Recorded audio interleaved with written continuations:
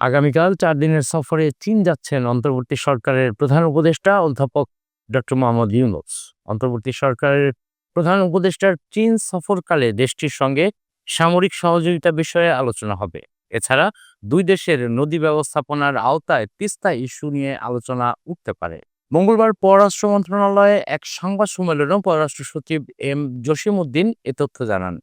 প্রধান উপদেষ্টা ডক্টর মোহাম্মদ ইউনূসের চীন ও থাইল্যান্ড সফর সামনে রেখে এ সংবাদ সম্মেলনের আয়োজন করা হয়।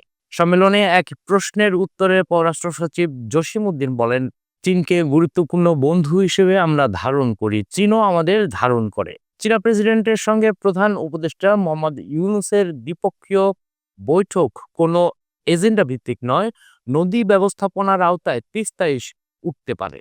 চীনের প্রেসিডেন্টের সাথে যে বৈঠকটি হবে এটি একেবারে যেটাকে বলে এজেন্ডা ড্রিভেন নয়, শীর্ষ নেতৃত্ব তাদের পছন্দ অনুযায়ী বিষয় নির্বাচন করবে। তবে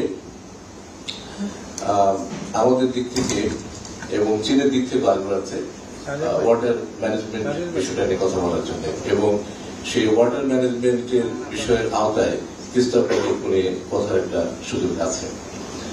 রোহিঙ্গা প্রত্যাবাসন নিয়ে প্রত্যাশা, আপনারা জানেন যে রোহিঙ্গার সমস্যাটা একটা দীর্ঘদিনের সমস্যা, এর মধ্যে 7 বছরের বেশি অতিক্রান্ত হয়েছে, এবং বাংলাদেশের দিক থেকে আমরা বিভিন্নভাবে চেষ্টা করেছি এই সমস্যাটা যাতে সমাধান হয়।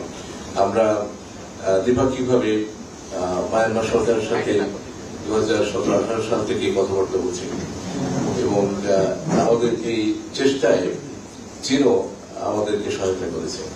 আমরা এই বৈঠকে যেটা আশা করছি সেটা হচ্ছে যে মিয়ানমারের ভিতরে যে উদ্ভূত পরিস্থিতি, সেই উদ্ভূত পরিস্থিতি সম্পর্কে চীনের একটা ভিউজ আমরা নিতে পারি এবং আমরা আমাদের ভিউটা শেয়ার করতে পারি, এবং তার প্রেক্ষিতে আমরা কি করে সামনে এগিয়ে যেতে পারি in terms of the repetition of the Rohingya people standard in Bangladesh.